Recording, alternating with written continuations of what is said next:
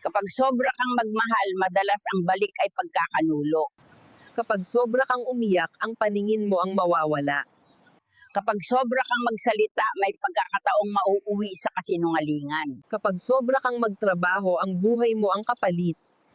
Kapag sobra kang magtiwala, dun ka madalas nasasaktan. Kapag sobra kang mag-alaga, may mga taong hindi marunong tumanggap.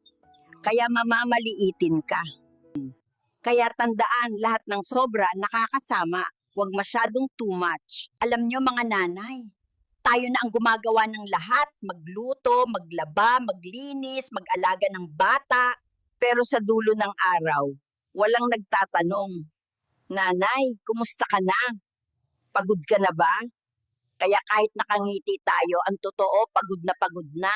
Pero sige lang, kasi ganito magmahal ang nanay, kahit walang kapalit. Minsan iniisip ko, kung may sahod lang ang gawa ng nanay, milyonarya na siguro ako ngayon.